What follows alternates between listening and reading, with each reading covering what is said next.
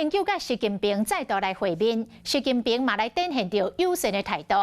也毋过，美国《纽约时报》来分析，讲召开这个马习会是中国要甲伫要就任总统的赖清德来拔骹拔手，而且北京阁调故意甲马习议会延期延到7十，甲美国、日本领袖峰会共一天，就是要甲美国的总统、甲日本的首相来拼场。 前总统马英九和中国国家主席习近平搁一摆上演世纪握手。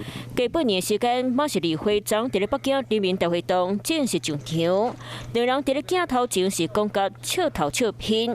制度的不同，改变不了两岸同属一个国家、一个民族的客观事实。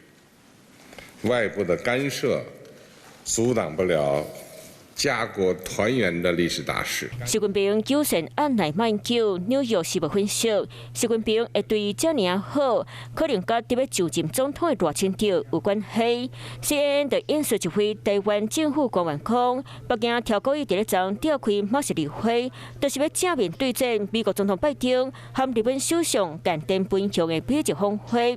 We spoke earlier to Wen-Ti Song. He's a Taiwan-based fellow at the Atlantic Council's Global China Hub, and he tells CNN this, quote, Ma's visit gives Beijing proof that there is still a significant portion of Taiwanese society that values shared ties of Chinese tradition and culture between the two sides of the Taiwan Strait. 宋文潮强调，这嘛是北京要甲中国人讲的，必须对台湾保持耐心的理由之一。